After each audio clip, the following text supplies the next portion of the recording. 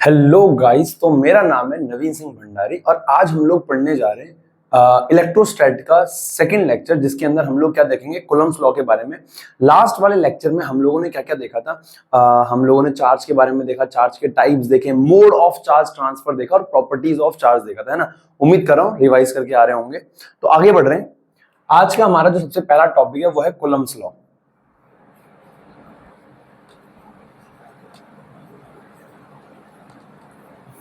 तो क्या कहता है कूलम्ब्स लॉ? देखो, कूलम्ब्स लॉ है ना, जो वो ग्रेविटेशनल लॉ से बिल्कुल थोड़ा बहुत मैच खाता हुआ था, है ना। आप लोगों ने वो मीम भी देखा होगा, चल रहा है ये, ठीक है, वो मीम भी देखा होगा। न्यूटन ग्रेविटेशनल लॉ लिख रहा होता है और कूलम्ब ऐसे करके देख रहा होता है ना। तो वही लगभग लगभग मिलता जुलता ही है ना। तो मास्टर कहना चाह रहा है, कूलम्ब्स लॉ ने क्या बोला कि अगर दो चार्ज है, अब जैसा कि आप लोग जानते हो कि दो चार्ज हैं, वो या तो उनके बीच में, अगर दो चार्ज है, सेम चार्ज है, तो उनके बीच में फोर्स ऑफ रिपल्शन होगा, और अगर अपोजिट चार्ज है तो फोर्स ऑफ अट्रैक्शन होगा। तो कितना फोर्स लगेगा अट्रैक्शन का, कितना फोर्स लगेगा रिपल्शन का, इस बारे में बात करता है कौन? Coulomb's law. तो कूलम्ब ने बोला भैया ऐसा है कि अगर दो चार्ज रखे हुए हैं, है ना, अगर दो चार्ज रखे हुए हैं, एक है Q1 और एक है Q2, और लेट सपोज दोनों के बीच का सेपरेशन है R। अगर Q1 Q2 R डिस्टेंस पे रखे हुए हैं, Q1 Q2 R डिस्टेंस पे रखे हुए हैं, तो इनके बीच में कितना फोर्स ऑफ अट्रैक्शन होगा, इस बारे में कूलम्ब्स ने बोला। It states that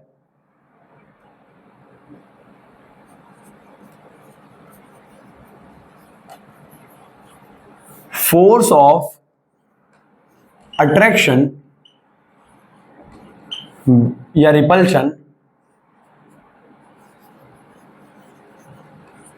between two charges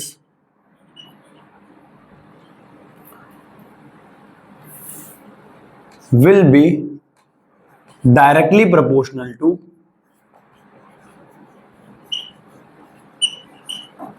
magnitude of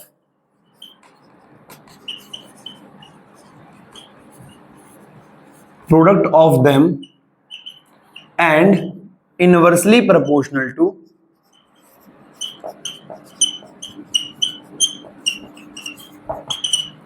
square of separation between them, separation between them।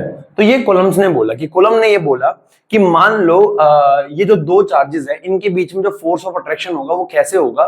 तो जो फोर्स ऑफ अट्रैक्शन होगा अकॉर्डिंग टू कूलम्ब्स, जो फोर्स ऑफ अट्रैक्शन होगा वो डायरेक्टली प्रोपोर्शनल होगा। मैग्नीट्यूड, हमें माइनस प्लस अभी छोड़ दो, फिलहाल मैग्नीट्यूड लेना है। अगर मान लो ये 5 कॉलम है तो 5 ही लेंगे, -5 है तो भी 5 ही लेंगे, है ना। और तो माइनस को प्लस बनाने के लिए हम आगे क्या लगा देते हैं? मॉड, ठीक है। तो force of attraction is directly proportional to magnitude of first charge and magnitude of second charge, है ना। तो दोनों के प्रोडक्ट के डायरेक्टली प्रोपोर्शनल है। फोर्स ऑफ अट्रैक्शन या repulsion between two charges will be directly proportional to magnitude, magnitude यानी mod of product of them, दोनों का प्रोडक्ट, ठीक है। ये हो गया फर्स्ट। अगर मैं सेकंड की बात करूं तो फोर्स जो होता है वो इनवर्सली प्रोपोर्शनल होता है सेपरेशन के स्क्वायर के। कितने सेपरेशन पे हैं वो? R पे, R डिस्टेंस पे, तो R के स्क्वायर के, इसको बोलते हैं सेकंड। क्या बोलते हैं? सेकंड। तो पहला हो गया Q1 Q2 के प्रोडक्ट के डायरेक्टली प्रोपोर्शनल है, और दूसरा क्या हो गया? R स्क्वायर सेपरेशन के इनवर्सली प्रोपोर्शनल के स्क्वायर के बराबर है, ठीक है। अब अगर मैं इसमें आगे बढ़ूं तो फ्रॉम 1 and 2,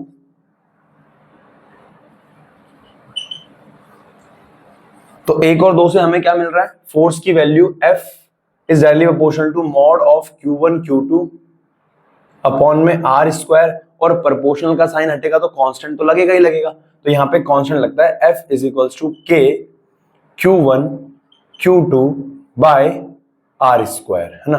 तो ये हमारा फोर्स आता है किसका? और इसको मैं सिंपल फॉर्म में ऐसे लिख सकता हूं भाई, और सिंपल मॉड ना लगाऊं तो F is equals to K Q1 Q2 by R square. तो ये हमारा क्या हो गया? कूलम्ब्स लॉ, बराबर है, ठीक है ना। तो कूलम्ब ने ये बोला।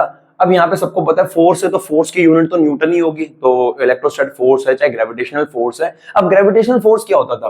F is equals to G m1 m2 by R square, m1 m2 by R square, हाँ ठीक है। तो अब मैं आगे बढ़ना चाह रहा हूं, उसी प्रकार से ये होता है K Q1 Q2 bye R square. वो क्या होता था? G M1 M2 by R square. ठीक है, अब यहां पे हेयर K है इलेक्ट्रोस्टैटिक कांस्टेंट। इलेक्ट्रोस्टैटिक कांस्टेंट तो K हो गया हमारे पास इलेक्ट्रोस्टैटिक कांस्टेंट। इलेक्ट्रोस्टैटिक कांस्टेंट, और अगर K हमारे पास इलेक्ट्रोस्टैटिक कांस्टेंट है तो जो K की जो यूनिट आ जाएगी, तो K का फॉर्मूला क्या आ जाएगा बेटा? K का फॉर्मूला आ जाएगा यहां से, ये आर स्क्वायर ऊपर जाएगा तो ये आ जाएगा एफ आर स्क्वायर अपॉन में Q1 into Q2। F R square upon में Q1 इंटू Q2। ठीक है ना? ठीक है, अब अगर मैं यूनिट की बात करूं K की, तो K की यूनिट क्या हो जाएगी? अरे यार, यूनिट डायमेंशन तो पता होना चाहिए ना K का। देखो, तो K की यूनिट क्या जाएगी यहां से हमारे पास? यूनिट ऑफ K, फोर्स की यूनिट क्या होती है बच्चा? न्यूटन। बहुत बढ़िया, शाबाश, इतने होशियार हो। आर क्या था? सेपरेशन। सेपरेशन की यूनिट क्या होती है? मीटर। तो ये क्या हो गया? न्यूटन मीटर स्क्वायर अपॉन में चार्ज क्या है? कूलम। तो कूलम कूलम सी है ना, सीता सी गीता है ना, तो कूलम कूलम का स्क्वायर, तो ये आ जाएगा कूलम का स्क्वायर, बराबर है ना? ठीक है, तो unit of K is newton metre square coulomb का स्क्वायर। ठीक है ना? तो अब मास्टर कहना चाह रहा है कि यूनिट ऑफ K तो ये हो गई। ठीक है, अब डायमेंशन क्या होगा?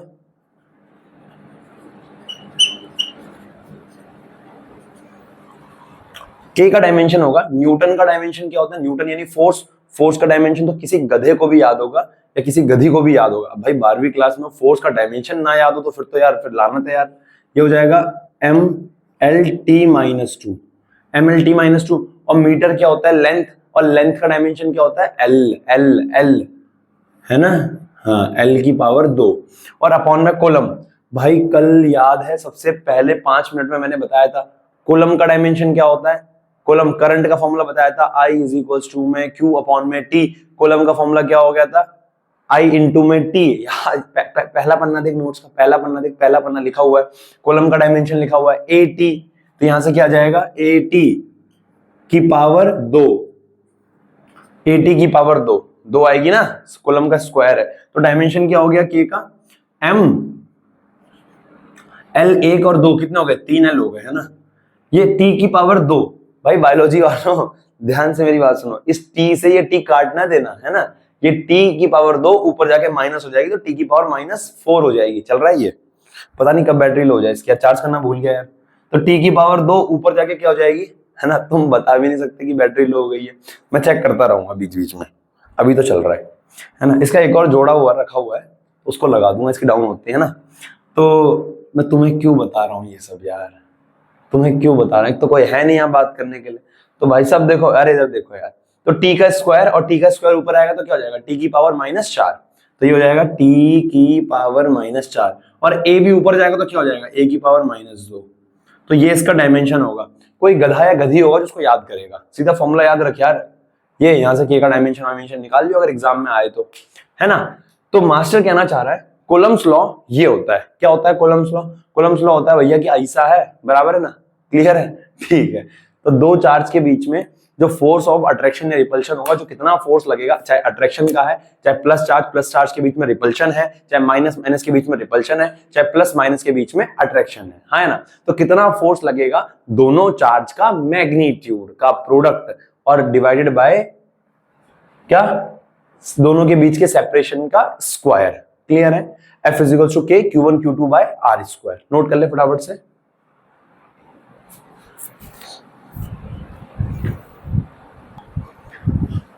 ओके गाइस, तो अगला जो हमारे पास एक छोटा सा टॉपिक है कि प्रॉपर्टीज ऑफ कूलम्स लॉ क्या क्या है ना। कूलम्स लॉ की क्या क्या प्रॉपर्टीज होती हैं, तो एक एक करके इन प्रॉपर्टीज को जानना स्टार्ट करते हैं।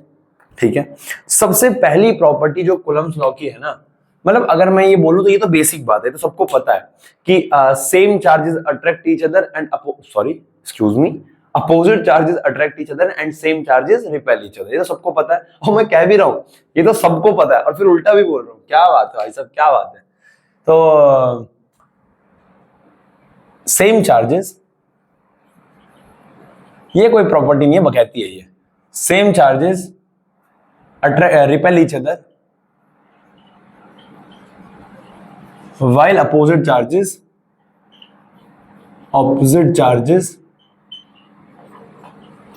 एक दिन पढ़ा रहा था मैं, किसने बोला, मैंने कहा अपोजिट, कह रहा नहीं अपोजिट नहीं होता, ऑपोजिट, क्या बोलते हैं उसे, ऑपोजिट, पता नहीं क्या, charges, same charges repel each other while opposite, opposite यार ठीक है, opposite charges attract each other होते ना प्राइवेट स्कूल वाले, है ना बोंदू से। देखो तो पहला हो गया same charges attract each other, opposite charges repel each other. दूसरा जो ये होता है, क्या नाम है इसका, कूलम्स लॉ होता है। Coulomb's law inverse square law follow करता है। Coulomb's law follows inverse square law. It follows inverse square law. क्या मतलब होता है मास्टर इनवर्स स्क्वायर लॉ का? अरे यानी कि जो फोर्स है वो इनवर्सली प्रोपोर्शनल है आर स्क्वायर के, यानी इनवर्स स्क्वायर लॉ। जैसे ग्रेविटेशनल फोर्स था, तो ग्रेविटेशनल फोर्स भी क्या होता है, F इक्वल्स टू में G m1 m2 by R square. तो ये भी आर स्क्वायर के इनवर्सली प्रोपोर्शनल था, यानी ये भी क्या करता था, इनवर्स स्क्वायर लॉ फॉलो करता था, है ना। तो it follows inverse square law, ठीक है। तीसरा, it is a central force. Master ये सेंट्रल फोर्स क्या होता है? सेंट्रल फोर्स का मतलब होता है जो सेंटर की तरफ लगता है, जो सेंटर की तरफ लगता है ना। तो जो ग्रेविटेशनल फोर्स था वो भी सेंट्रल फोर्स था, सेंटर की तरफ लगता था, हाँ है ना। अभी हम आगे देखेंगे ग्रेविटेशनल और इलेक्ट्रोस्टैटिक के बीच में जो डिफरेंस है ना और जो सिमिलैरिटी है उनके बारे में भी पढ़ेंगे हम, है ना। तो तीसरा क्या हो गया, तीसरा क्या हो गया, सेंट्रल फोर्स। इलेक्ट्रोस्टैट भी सेंटर की तरफ लगता है ना, अट्रैक्शन या रिपल्शन होगा सेंटर से, है ना, सेंट्रल फोर्स। चौथा, electrostatic force is conservative in nature. Conservative in nature, conservative in nature का मतलब क्या होता है? कंजर्वेटिव फोर्सेस याद करो, आपने 11th क्लास में पढ़ रखा है, conservative forces, non conservative forces, है ना। कंजर्वेटिव फोर्सेस क्या होती हैं? जो पाथ पे डिपेंड नहीं करती, जो पाथ पे डिपेंड नहीं करती, जो किस पे करती है, इनिशियल और फाइनल पोजीशन पे। याद है, मैं तुम्हें बताता हूं हमने कहा किया था। जैसे ग्रेविटेशनल फोर्स था, ग्रेविटेशनल फोर्स भी क्या था, एक कंजर्वेटिव फोर्स होता है ना। याद करो 11th क्लास में जो हमने डेरिवेशन कर रखी है कि यहाँ पे एक ए बॉडी है, एक बी बॉडी पे जाना है, हम उसे तीन रास्ते से ले गए, एक ऐसे करके, हाँ या ना, तब भी वर्क डन कितना आया था, एक ऐसे करके ग्रेविटेशनल वर्क डन और एक ऐसे करके। तीनों में वर्क डन की वैल्यू सेम आई थी, है ना, तीनों में वर्क डन की वैल्यू रॉ जी एच आई थी, बस रॉ जी एच क्या सॉरी क्या एमजीएच आई थी तीनों वर्क डन की वैल्यू। तो मास्टर कहना चाह रहा है उसी प्रकार से electrostatic forces conservative in nature, ये पाथ पे डिपेंड नहीं करता। तो कंजर्वेटिव फोर्सेस क्या होते हैं? Conservative forces are those which depends on initial and final position and do not आएगा, does not आएगा, and does not पक्का अपनी कॉपी में सही कर लेगा, does not depends on path, बराबर है ना। तो कंजर्वेटिव फोर्सेस क्या है? जो पाथ पे डिपेंड नहीं करती, इनिशियल और फाइनल पोजीशन पे डिपेंड करती है, बराबर है ना। तो ये चार थे, same charges repel each other, it follows inverse square law, it is a central force, electrostatic force are conservative in nature, बराबर है ना, ठीक है। और प्रॉपर्टीज क्या होगी, और इलेक्ट्रोस्टैटिक की प्रॉपर्टीज क्या हो गई? इनवर्स स्क्वायर लॉ फॉलो करते हैं, सेंट्रल फोर्स, हाँ सेकंड मोस्ट स्ट्रॉन्गेस्ट फोर्स है, सेकंड मोस्ट स्ट्रॉन्गेस्ट फोर्स है। Fifth point, electrostatic forces are second most strongest force, is second most strongest force. First कौन है? Nuclear force. तो electrostatic force क्या है? सेकंड मोस्ट स्ट्रॉन्गेस्ट फोर्स है। First क्या है? Nuclear force. तो ये इलेक्ट्रोस्टैटिक फोर्स के क्या है? अट्रैक्शन रिपल्शन दोनों लगता है ना। Electrostatic force experience attraction repulsion मैंने बता दिया, ये रहा, अपोजिट होगा तो रिपल्शन करेगा और अपोजिट होगा तो अट्रैक्शन करेगा, सेम होगा तो रिपेल करेगा। तो ये प्रॉपर्टीज हैं किसकी, कूलम्ब्स लॉ की, है ना, आपको समझ में आनी चाहिए। पहली अट्रैक्शन रिपल्शन, दूसरा inverse square law, central force conservative होती है और क्या होता है, सेकंड मोस्ट स्ट्रॉन्गेस्ट फोर्स है, बराबर है ना। अब एक आधे सवाल है उनको एक बार देख लेते हैं हम लोग, है ना, कूलम्ब्स लॉ के ऊपर। उम्मीद कर रहा हूं आपको समझ में आ गया होगा। और यहीं पे मैं एक बात बताना चाह रहा हूं आपको, हालांकि इसके ऊपर अभी हम आगे चर्चा करेंगे। कूलम्ब्स लॉ में जो फॉर्मूला होता है वो ये होता है, F इज इक्वल टू में K Q1 Q2 by R square. ये हमारे पास फॉर्मूला है, F is equal to K Q1 Q2 by R square. ये जो K है ये मीडियम पे डिपेंड करता है, यानी दो चार्ज तुमने कहां रखे, एयर में रखे हैं, पानी में रखे हैं। जैसे कि जो हमारे पास ग्रेविटेशनल फोर्स था, ग्रेविटेशनल फोर्स क्या था, F is equal to G M1 M2 by R square. ये G यूनिवर्सल कांस्टेंट था, यानी पृथ्वी पे, चांद पे, है ना, सूरज पे, तारों पे, कहीं पे भी G की वैल्यू सेम रहेगी, हाँ है ना, 6.67 आगे इंटू 10⁻12 बराबर ना। तो लेकिन इसकी जो वैल्यू है K की वैल्यू पता है चेंज होती है, मीडियम पे डिपेंड करता है। तो K की वैल्यू आपको फिलहाल याद करनी है किसके लिए, वाटर के, एयर के लिए, K फॉर एयर। एयर के लिए जो K की वैल्यू होती है, एयर के लिए जो K की वैल्यू होती है वो आपको याद करनी है। K एयर के लिए होती है 9 इंटू 10 की पावर 9, 9 इंटू 10 की पावर 9। अच्छा, यूनिट क्या हो जाएगी, वही न्यूटन मीटर स्क्वायर पर कूलम का स्क्वायर, है ना। तो एयर के लिए आपको ये वैल्यू याद करनी है, ठीक है, 9 इंटू 10 की पावर 9 न्यूटन पर मीटर स्क्वायर, ठीक है ना। तो हम सवाल करना स्टार्ट करते हैं। अभी मैं जानता हूं तुम्हारे दिमाग में चल रहा होगा भैया K का भी तो फॉर्मूला होता है, खुलता है 1/4। अभी रुक जा भाई, सबर कर ले, ठीक है, इसको नोट कर ले।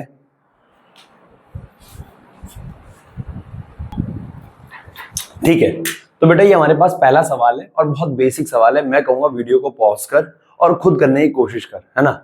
मैं 5 तक गिनती कहूंगा, 1 2 3 4 5। देख, नहीं कराना देख। 2 point charges each having charge -4 coulomb, separated by a distance of 3 centimeter in vacuum। तो बेटा उसने यहाँ पे एक शब्द बोल रखा है। आपको पता है सवाल करते समय सबसे पहले आपको क्या लिखना होता है, गिवन। तो गिवन है, मान लो हमारे पास दे रखा है एक चार्ज है Q1, एक चार्ज है हमारे पास Q1 और एक चार्ज है हमारे पास Q2। दोनों के बीच में सेपरेशन है R, है ना। और Q1 Q2 दोनों बराबर हैं कितने, -4 माइक्रोकूलम, है ना, -4 माइक्रोकूलम। बेटा माइक्रो होता है 10 की पावर -6, माइक्रो क्या होता है 10 की पावर -6। तो ये क्या आ जाएगा, -4 इंटू 10 की पावर -6 कूलम। कूलम में कन्वर्ट करना पड़ेगा ना उसको, तो ये आ गया -4 इंटू 10 की पावर -6। अब R दे रखा है, दोनों के बीच का सेपरेशन कितना दे रखा है, 3 सेंटीमीटर। तो आ जाएगा 3 सेंटीमीटर। सेंटीमीटर को मीटर में कन्वर्ट करना पड़ेगा, तो क्या आ जाएगा 3 इंटू 10 की पावर -2 मीटर, ठीक है ना। और एक चीज तो हमें पता ही है, वी नो दैट, क्या जानते हैं हम लोग, F इज इक्वल टू में K Q1 Q2 by R square, है ना। और कभी भी फॉर्मूला लिखेगा तो डब्बा तो बनाएगा ही, अपने पुराने संस्कार यार, है ना। F is equal to K Q1 Q2 by R square. Mod लेना होता है, मॉड माइनस वैल्यू नहीं लेगा, मॉड लेगा, मॉड। तो ये क्या आ जाएगा, F इज इक्वल टू में K की वैल्यू कितनी होती है, 9 इंटू 10 की पावर 9। भैया आपने तो कहा था एयर में होती है, अरे वहां पे एयर की जगह ना, एयर के साथ साथ वैक्यूम भी कर दियो, एयर वैक्यूम फ्री स्पेस, वहां लिख दे।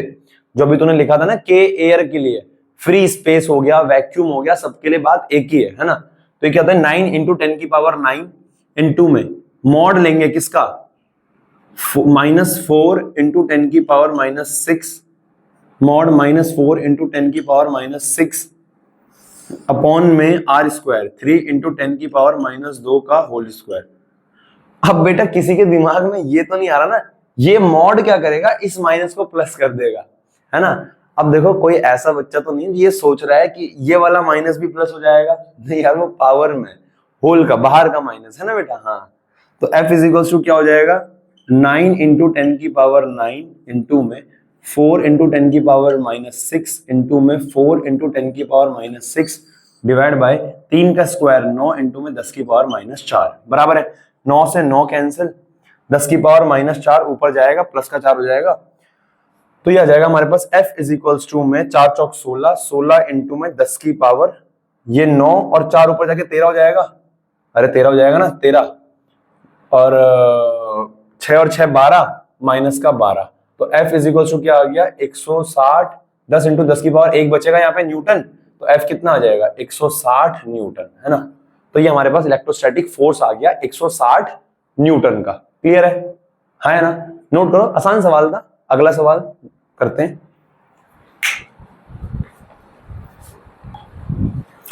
ओके बेटे, तो अगला एक और सवाल है, फिर वही करना है। 5 मिनट कह रहा हूँ, सॉरी 5 सेकंड, और 5 सेकंड कह रहा हूँ, फिर वीडियो को पॉज करो, खुद ट्राई करो सवाल को। The charges on two sphere, मैं करने जा रहा हूं आंसर, पर मैं उम्मीद कर रहा हूं तुम लोगों ने कर लिया है ना answer. The charges on two spheres are +7 microcoulomb and -5 microcoulomb respectively. They experiences a force F. ठीक है, तो आंसर गिवन है, एक चार्ज है Q1 और एक चार्ज है Q2, आर रिस्पेक्टिवली एक्सपीरियंस, मान लो दोनों के बीच का सेपरेशन है R, ठीक है, और वो फोर्स एक्सपीरियंस कर रहे हैं F, यानी गिवन है Q1 की वैल्यू दे रखी है प्लस का 7 माइक्रोकुलम, Q2 दे रखा है माइनस का 5 माइक्रोकुलम, और दोनों को R डिस्टेंस पे रखा हुआ है, और फोर्स कितना आ रहा है F, ठीक है। If each of them is given an additional charge of -2 microcoulomb, अगर दोनों को -2 माइक्रोकुलम दे दिया तो बताओ कि नया फोर्स क्या होगा, नया फोर्स क्या होगा। आओ निकालते हैं, हालांकि इसमें ऑप्शन दिए जाएंगे। मान लो पहला ऑप्शन दे दिया 2F, दूसरा ऑप्शन दे दिया F/2, तीसरा ऑप्शन दे दिया मान लो F, ये MCQ बन सकता है बेटा, और चौथा ऑप्शन दे दिया मान लो 4F, है ना। तो कौन सा आंसर सही होगा, आओ देखते हैं। पहला केस ये रहा, ठीक है। पहले तो F की वैल्यू निकाल लो, Q1 Q2, तो F क्या होगा, we know that F is equal to क्या होता है K Q1 Q2 by R square, है ना। तो F कितना है, K 9 इंटू 10 की पावर 9 इंटू में Q1 कितना है, Q1 दे रखा है हमें 7 माइक्रोकुलम, माइक्रो का मतलब क्या होता है 10 की पावर -6, 7 इंटू 10 की पावर -6 कुलम, और ये क्या होगा -5 इंटू 10 की पावर -6 कुलम, ठीक है ना। कुलम को उसमें कर रहे हैं, तो 7 इंटू 10 की पावर -6 इंटू में मैग्नीट्यूड लिया जाता है, माइनस वैल्यू नहीं ली जाएगी, तो Q2 कितना है 5 इंटू 10 की power -6 divide by R square. R कितना है, R इज सेपरेशन, R हमें पता नहीं है, R स्क्वायर, ठीक है। तो F की वैल्यू हमारे पास करीबन करीबन ये आ गई 7 पंजे 35 और 35 निम 350 में 35 घटा दे, 5 4 में से 3 गया 1 3, 315, तो ये आ गया 315 इंटू 10 की पावर 7 पंजे 35 ही होता है ना, हाँ 9 और -6 -12, तो माइनस का 3 divide by R square Newton. तो हमारे पास इतना फोर्स आया, F इज इक्वल टू में 315 इंटू 10 की पावर -3 न्यूटन अपॉन में R स्क्वायर। क्लियर है, ठीक है। अगर मैं यहां से बोलूं कि ये मेरे पास F की वैल्यू है, और केस 2, ये तो केस 1 है, ये केस 1 है। अगर मैं केस 2 की बात करूं तो केस 2 में क्या है, an additional charge of -2 microcoulomb is given to both. अगर -2 माइक्रोकुलम का चार्ज दोनों को दिया गया है, तो अगर Q1 डैश बोल देता हूं इसको और Q2 डैश बोल देता हूं इसको, दोनों को -2 कुलम का चार्ज दिया गया है, तो Q1 पहले कितना था मेरे पास, तो मतलब Q1 डैश क्या हो जाएगा, Q1 प्लस में -2 माइक्रोकुलम, अरे यही तो हो जाएगा। इसको जब हम चार्ज देंगे Q1 डैश क्या है, Q1 को हमने -2 माइक्रोकुलम चार्ज दिया है, तो Q1 डैश क्या हो जाएगा, Q1 था कितना 7 माइक्रोकुलम, 7 था, और जैसे इसको -2 माइक्रोकुलम दिया तो 7 में से -2 कितने के बचे 5, तो ये बच गया 5 माइक्रोकुलम, है ना। और Q2 डैश क्या हो जाएगा, अब ये पहले कितना था, ये पहला था, कहां गया, ये था -5 माइक्रोकुलम, तो -5 को -2 दोगे तो -5 -2 कितना हो जाएगा -7, तो इसकी वैल्यू आ गई -7 माइक्रोकुलम, है ना, ठीक है। तो इसके लिए नया फोर्स क्या होगा, तो लेट्स सपोज इसके लिए फोर्स की वैल्यू हो गई F dash is equal to में K Q1 dash Q2 dash upon में आर स्क्वायर, सेपरेशन वही आर है, तो यहां से क्या आ जाएगा F dash is equal to में K। Q1 कितना है, Q1 है 5 इंटू 10, K की वैल्यू रख देता हूं 9 इंटू 10 की पावर 9 इंटू में Q1 डैश कितना है 5 इंटू 10 की पावर -6 इंटू में Q2 डैश कितना है 7 इंटू 10 की power -6 divided by R square. और इसको भी अगर तुम सेम मल्टीप्लाई करोगे, वैल्यू सेम आ चुकी है, तो सेम मल्टीप्लाई करोगे, एफ डैश की वैल्यू क्या आएगी 315 इंटू 10 की पावर -3 अपॉन में आर स्क्वायर, यानी एफ डैश किसके बराबर आ गया, एफ के।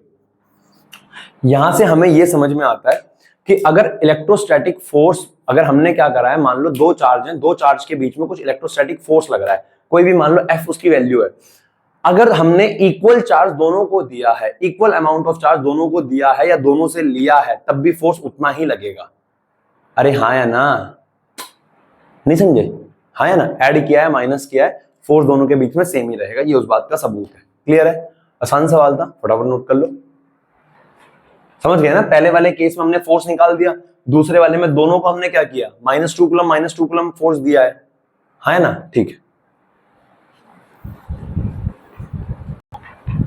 ओके तो बेटे स्टार्ट करते हैं। अगला जो हमारे पास एक छोटा सा टॉपिक है, हमने कूलम्स लॉ देखा है ना, अभी अभी आगे हमने vector form of Coulomb's law भी देखना है, टेंशन ना लो। परमिटिविटी क्या होता है, परमिटिविटी देखो, permittivity is the property of the medium which determines the electric force between two charges situated in that medium, है ना। समझ में तो कुछ आना नहीं है, समझाता हूं मैं क्या कहना चाह रहा हूं। देखो मेरी बात को बहुत ध्यान सुनो, देखो नोट, देख भाई देख, ऐसा है ना, अब अगले 10-15 मिनट बहुत ध्यान से ऐसे दिमाग को शांत करके बैठना है ना, बिल्कुल शांत करके, एकदम आलती पालती मार के, और सुनना है, लिखना किताब को साइड में रख के, क्योंकि ना ये मुझे ऐसा लगता है ना कि ये बच्चा ना यार कैच नहीं कर पाता यार, है ना, इसमें बहुत सारी टर्म्स आ जाती हैं, फिर ऐसे ऊपर से निकलने लग जाती हैं। देखो हमें पता है कि फोर्स का फॉर्मूला क्या होता है, इलेक्ट्रोस्टैटिक फोर्स का फॉर्मूला होता है K Q1 Q2 bye R square, ये इलेक्ट्रोस्टैटिक फोर्स का फॉर्मूला होता है K Q1 Q2 bye R square, ठीक है। अगर मैं K की बात करूं तो K इज इलेक्ट्रोस्टैटिक कांस्टेंट, और मैंने कहा K की जो वैल्यू है वो हर एक किसी के लिए बदलती रहती है, हाँ या ना, एयर में अलग होगी, बाकी मीडियम्स में क्या होगी, अलग होगी, ठीक ठीक ठीक ठीक ठीक।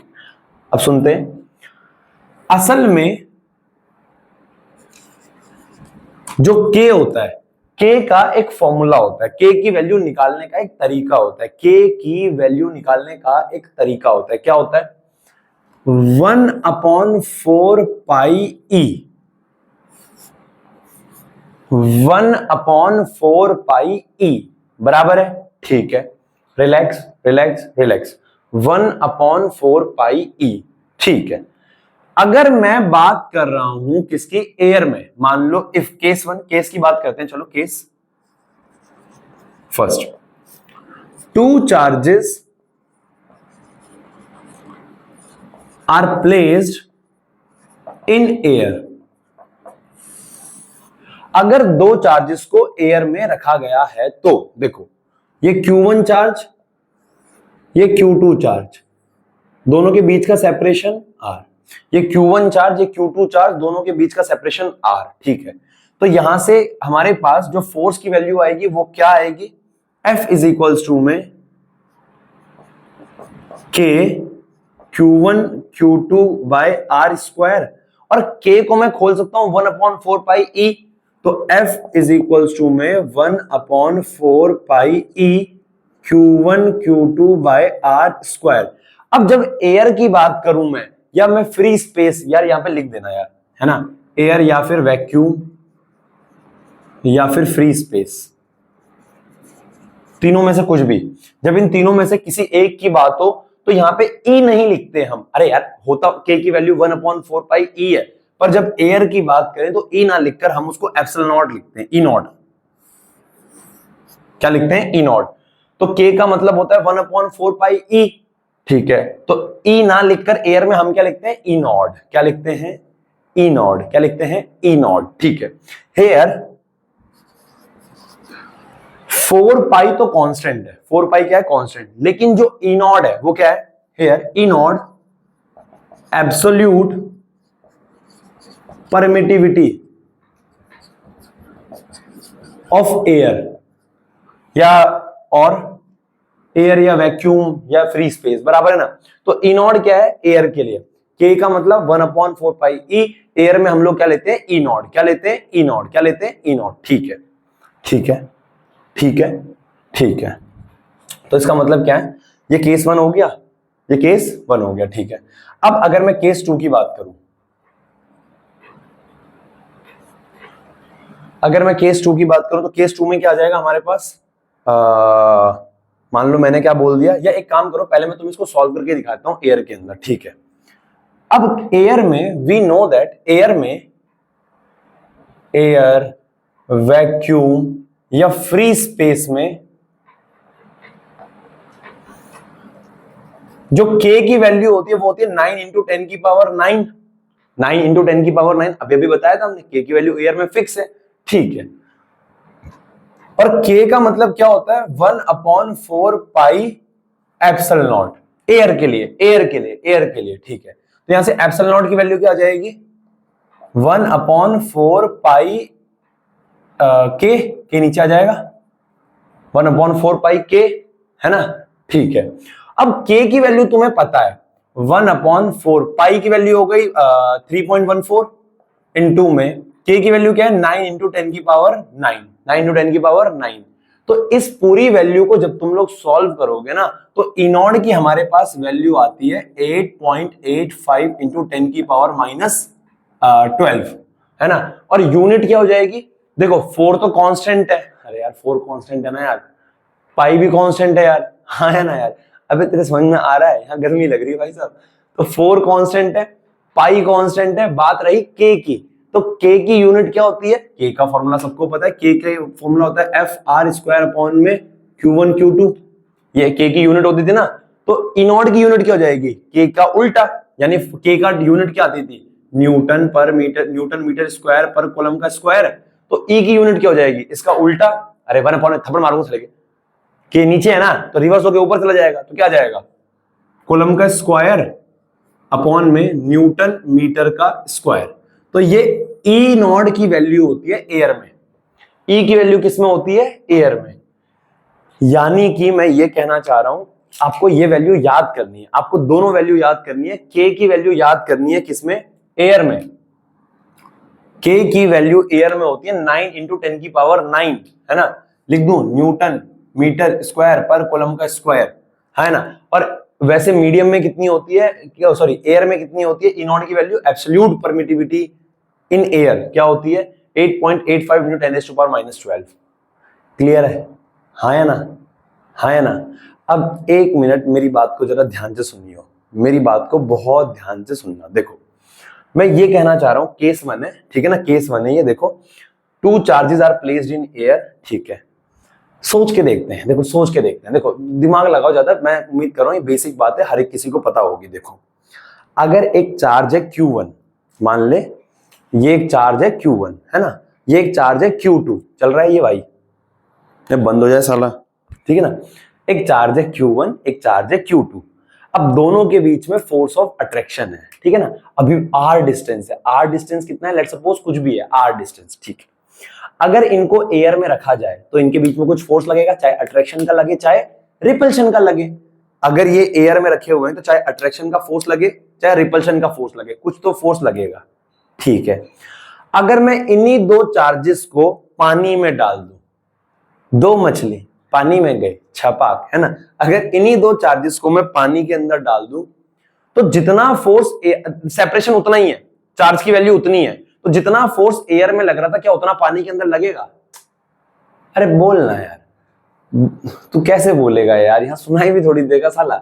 अगर एयर में रखा हुआ है तो मान लो इनके बीच में फोर्स ऑफ अट्रैक्शन लग रहा है 5 कूलम का, कितने का 5 कूलम का। पानी में डाल दिया तब भी 5 ही कूलम लगेगा, पागल है क्या।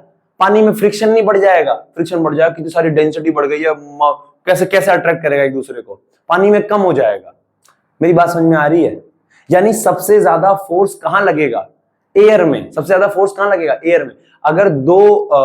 अगर दो चार्जेस हैं, सेम चार्जेस, अगर सेम डिस्टेंस पे, डिस्टेंस ऐसे नहीं कि पानी में कम दूरी पे रख दिया हवा में ज्यादा दूरी पे रख दिया, नहीं नहीं, सेम डिस्टेंस पे अगर रखा जाए तो हवा में ज्यादा फोर्स ऑफ अट्रैक्शन लगेगा। अच्छा मेरी बात सुन, यहीं पे कॉन्सेप्ट है, यहीं पे कॉन्सेप्ट है। अगर हवा में सबसे ज्यादा फोर्स लगेगा जबकि चार्ज सेम है, सेपरेशन सेम है, चाहे पानी का चाहे हवा का, तो हवा में ज्यादा फोर्स क्यों लग रहा है? इसका मतलब के की वैल्यू ज्यादा है। इसका मतलब ये है कि एयर में के की वैल्यू ज्यादा है, क्योंकि ये तो पानी में भी सेम ही था, दोनों चार्ज की वैल्यू पानी में सेम थी, सेपरेशन दोनों में सेम था, लेकिन फोर्स कम लग रहा है। इसका मतलब पानी में के की वैल्यू कम थी, हवा में के की वैल्यू क्या है? ज्यादा है। तो के की जो मैक्सिमम वैल्यू होती है वो एयर में होती है। के की जो मैक्सिमम वैल्यू होती है वो कहां होती है? एयर में। यानी नोट,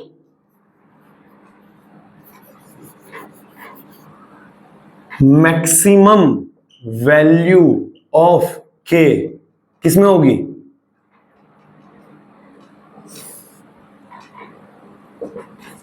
इन एयर। अरे यार मैंने एयर बोल दिया, इसका मतलब फ्री स्पेस भी आ गया और वैक्यूम भी आ गया, भैंस की टांग। इन एयर, ठीक है, हाँ या ना? अब देखो ये आर है यार, वी नहीं है वो, एयर। तो कितनी होती है के मैक्सिमम? के मैक्सिमम होता है के एयर में, और कितनी होती है? 9 × 10⁹। अभी यहां बात खत्म नहीं हुई है, देख। अगर मैं बोलूं के की वैल्यू मैक्सिमम है, तो के की वैल्यू क्या आती है? 1/4 पाई एप्सिलॉन नॉट एयर के लिए। तो ई नॉट का वैल्यू क्या आ जाएगी? 1/4 पाई के। अगर के मैक्सिमम है, अगर के मैक्सिमम है तो ई नॉट क्या आएगा? मिनिमम ना, इनवर्सली प्रोपोर्शनल ना। तो अगर के क्या है? मैक्सिमम आ रहा है, इसका मतलब ई नॉट क्या आएगा? मिनिमम। तो यानी ई नॉट की वैल्यू क्या होती है? मिनिमम। किसके लिए? एयर के लिए। और मूर्ख हो, अगर ई नॉट कम से कम होगा तभी तो के मैक्सिमम आ पाएगा। तो यानी ई नॉट की वैल्यू मिनिमम होती है किसके लिए? एब्सोल्यूट परमिटिविटी सबसे कम होती है एयर की, लेकिन इलेक्ट्रोस्टैटिक कांस्टेंट सबसे ज्यादा होता है एयर का। ये कोई रट्टा मारने वाली बात नहीं है, कॉन्सेप्ट है, बेसिक कॉन्सेप्ट है, जिसे आता है गणित वणित आती है कर लेगा, हाँ या ना? तो ई नॉट क्या है? एब्सोल्यूट परमिटिविटी,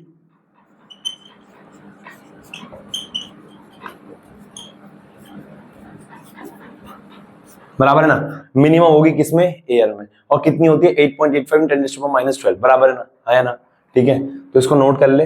ये केस 1 था, 2 charges are placed in air, ठीक है ना? इसको यहीं तक नोट कर, मैं आगे बढ़ रहा हूं, ठीक है? फटाफट नोट कर।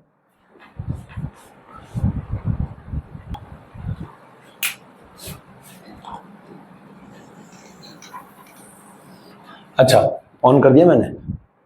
बिल्कुल कर दिया। केस 2, अगर मैं केस 2 की बात करूं तो केस 2 में क्या है कि हम लोगों ने क्या किया है, अब पानी में डालते हैं, है ना? पानी में गई छपाक, है ना? 2 charges are placed in water. तो यानी ये Q1 R डिस्टेंस पे, वाटर की जगह कोई मीडियम भी लिख दो, है ना? और या तो पानी या कोई भी मीडियम, कोई भी मीडियम। अब यार वो मीडियम कुछ भी हो सकता है यार, पानी हो, जहर हो, मेरे शरीर के अंदर हो, तेरे शरीर के अंदर हो, कुछ भी हो यार, बराबर ना? आसमान में तो एयर हो गई ना। Q1 Q2, अब देखो, है ना? Q1 Q2 देखो, R डिस्टेंस है, तो फोर्स की वैल्यू क्या हो जाएगी? F medium. एफ एम का मतलब क्या है? मीडियम के लिए, क्योंकि अब ये पानी वानी के अंदर है ना? ऐसे पानी में रख दो, ऐसे तैरते हुए, ऐसे 3D डायग्राम लग रहा है? 3D नहीं लग रहा है? नहीं लग रहा है? नहीं लग रहा है? अपनी कॉपी में बना लियो, है ना? 3D बना लियो, है इसकी टांग बकैती कर रहा है। एफ एम क्या हो जाएगा? के Q1 Q2 bye R square. और चूंकि मीडियम है तो के की वैल्यू खोलनी पड़ेगी, तो ये आ गया F M is equals to में 1/4 पाई ई। ई का मतलब या तो ई लिखो या ई एम लिखो, है ना? ई एम का मतलब क्या है? के की वैल्यू क्या होती है? 1/4 पाई ई। पानी के एयर के लिए हम क्या ले लेते हैं? ई नॉट, और किसी मीडियम के लिए हम लोग क्या लेंगे? E M. तो यहां पे क्या हो जाएगा? Q1 Q2 bye R square, हाँ या ना? हाँ या ना? ठीक है, तो बात समझ में आई। तो यहाँ पे मैं क्या कहना चाह रहा था, मैं ये कहना चाह रहा था इसका मतलब ना जो पानी के लिए के की वैल्यू होती है थोड़ी कम होती है और ईएम की वैल्यू क्या होगी, थोड़ी ज्यादा होगी। ऑब्वियस सी बात है पानी के लिए, है ना। जो जितना ज्यादा डेंस होगा, जितना ज्यादा डेंस होगा, रेत के अंदर डाल दिया दो चार्ज को, क्या अट्रैक्ट कर पाएगा, कर पाए ना कर पाए, कुछ फोर्स तो लगाएगा, लेकिन उसके लिए के की वैल्यू क्या होगी, बहुत कम, क्योंकि कम फोर्स लगाएगा। और ईएम की वैल्यू क्या होगी, और ज्यादा, है ना। डायमंड के अंदर रख दिया, के की वैल्यू और कम, ईएम की वैल्यू और ज्यादा, जितना ज्यादा डेंस, है ना। ठीक है, तो यहां पे हमारे पास दो चीजें आती है अब समझने के लिए, देखो नोट। अब भैया बहुत अच्छा, मैंने ये तो लिखवाया ही नहीं, ईएम क्या है, ईएम क्या है, absolute permittivity, absolute permittivity for medium, for any medium, any medium, कोई भी मीडियम है, पानी, जहर, वहर, मेरे बॉडी, कुछ भी, हाय राम, हाय राम, हाय राम। ठीक है, EM absolute permittivity of the medium. तो यहां से क्या आ जाएगा, नोट,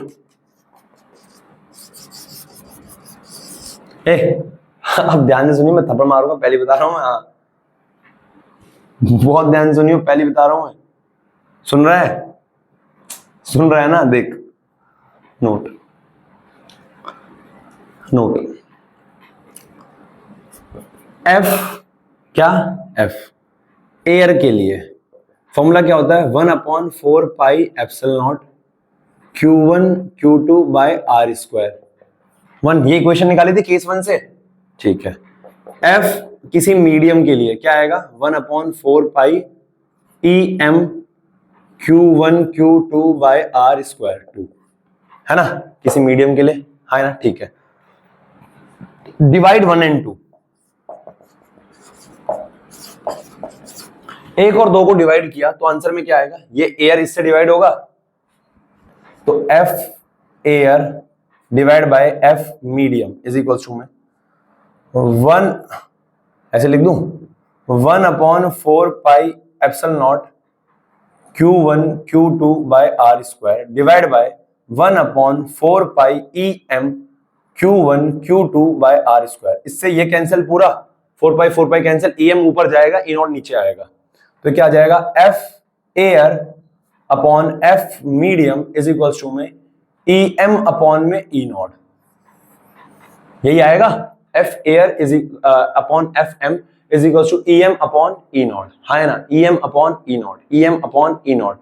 अब यहां से मेरी बात को बहुत ध्यान सुनना, देखो देखो, ई नॉट की वैल्यू सबसे कम होगी, मैंने अभी अभी बताया है, एयर के लिए ई की वैल्यू सबसे कम होगी, मीडियम के लिए ई की वैल्यू थोड़ी ज्यादा होगी, है ना, तभी के की वैल्यू कम हो पाएगी मीडियम में, ठीक है ना।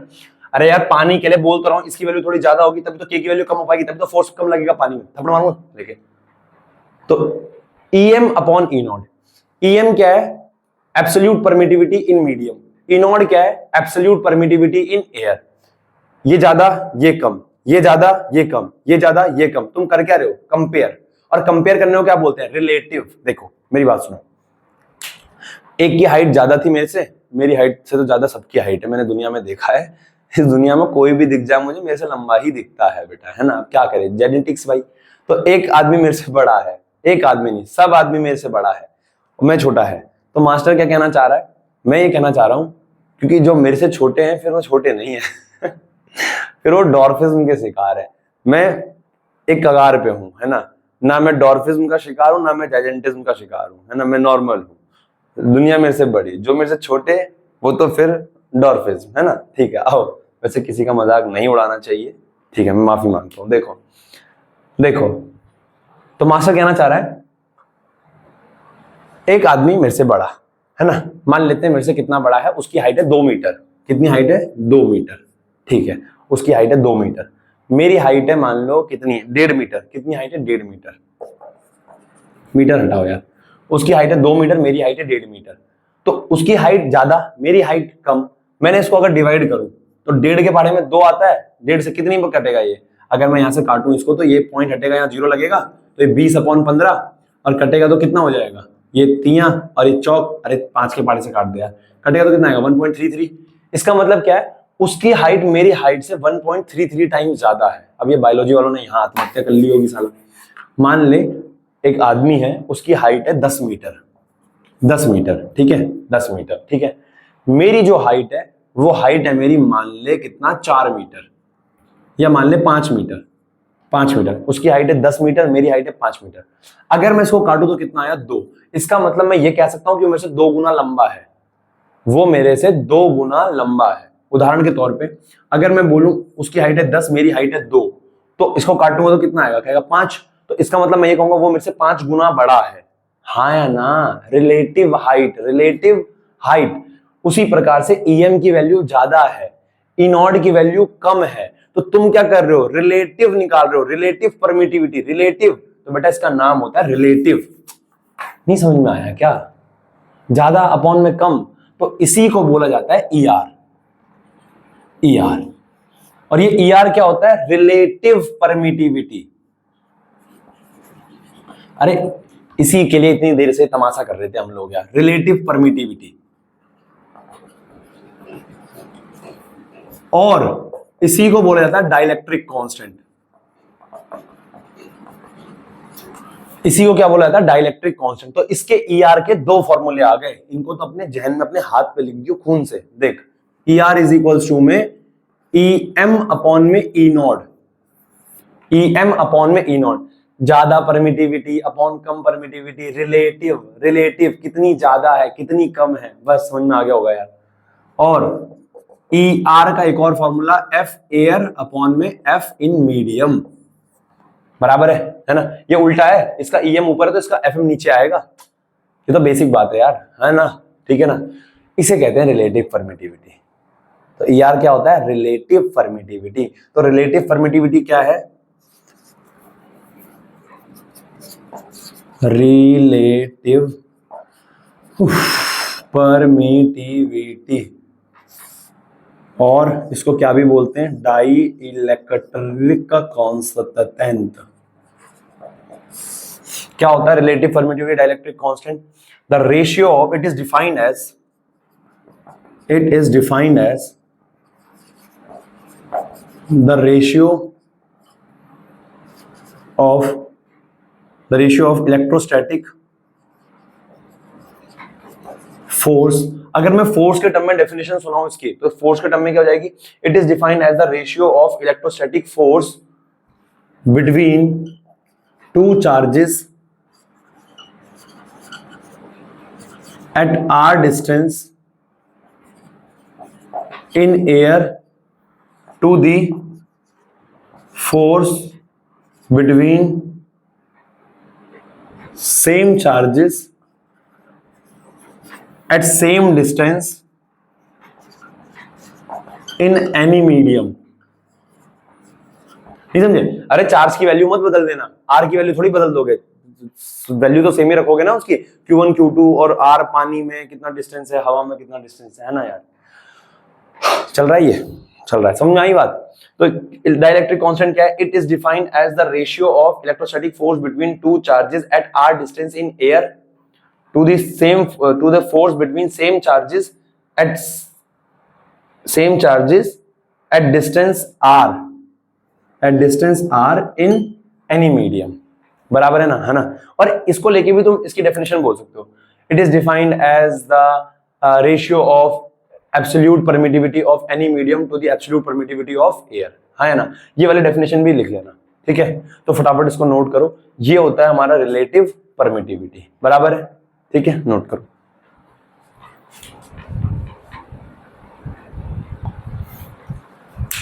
ठीक है, तो बेटा एक बहुत सस्ता 2 रुपए का सवाल है, मैं भैया तुम्हें कह रहा हूं कि कर लो यार इसको यार। देखो यार, ये भी ना होना यार, तो ऐसा करना कि वीडियो को दोबारा स्टार्टिंग से दोबारा देखो, है ना, जो मैं दोबारा रिपीट चल रहा है भाई, है ना यार, ठीक है। मास्टर कह रहा फटाफट करो, भूख भूख लग रही है, देखो, है ना, दिन के बज रहे हैं 3:30, बहुत गर्मी हो रही है साला, है ना। आओ, 2 point charges experiences 8 into 10 की power -2 Newton force in vacuum, what will be the new force when it will be immersed in medium having relative permittivity of 4?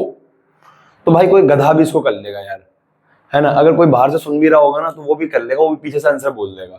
आओ देखो, आंसर हो गया, ठीक है, गिवन नहीं किया ना, ट्राई नहीं किया ना, लानत है भाई तुम्हारे ऊपर, गिवन।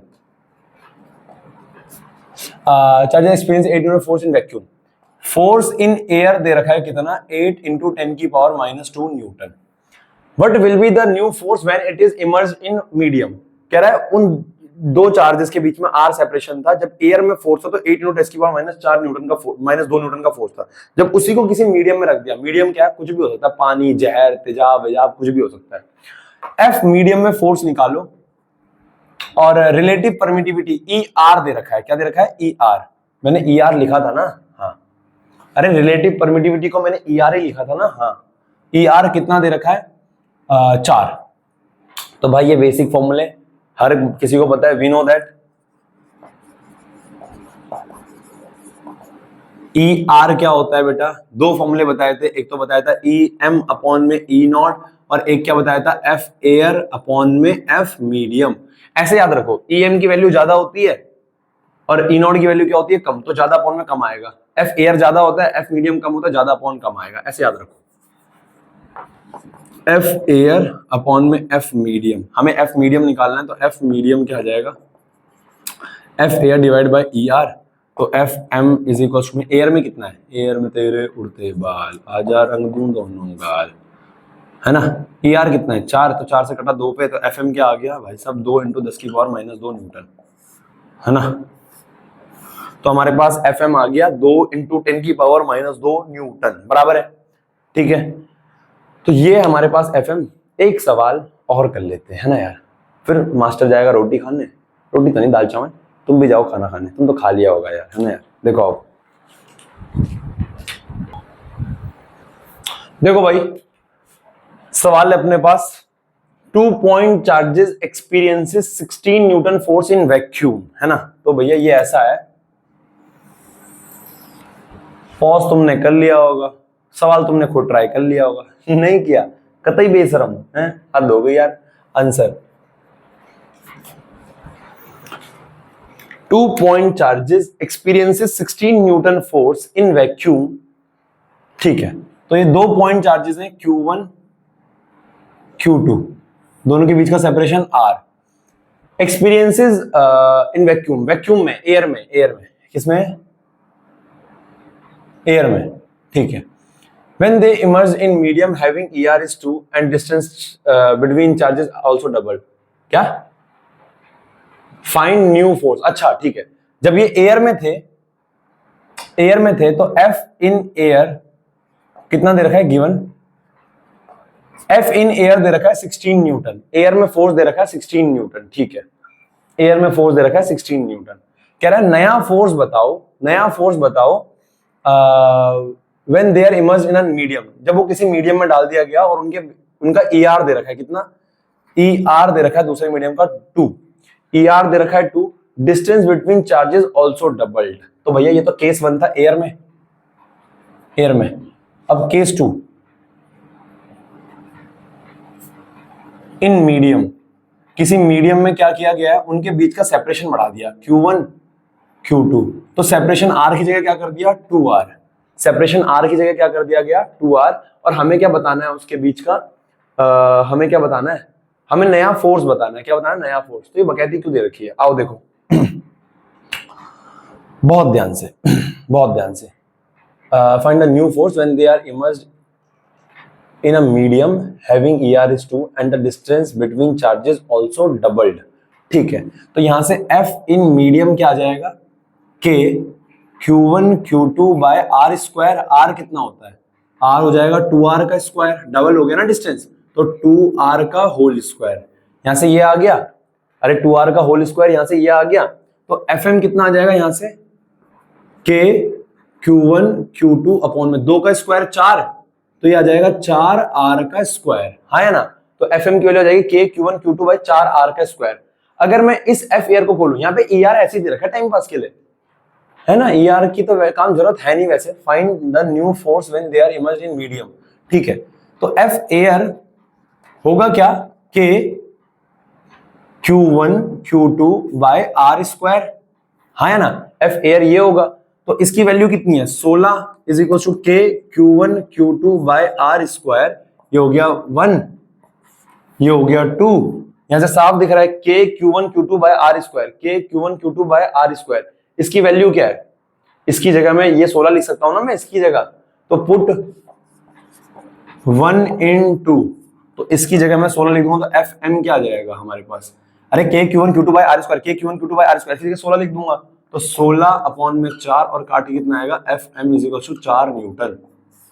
हाँ है ना, तो ये तो सवाल मेरे ख्याल से यार इसमें तो ईआर देने की जरूरत थी नहीं, है ना, ठीक है, देख लेना कर लेना बराबर है।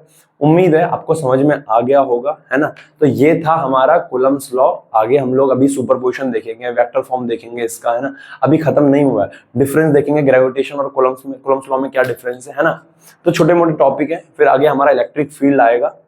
क्लियर है, उम्मीद है आप लोगों को समझ में आया होगा, आप लोगों नोट्स बनाए होंगे। Okay, bye, take care, good night, see you soon, bye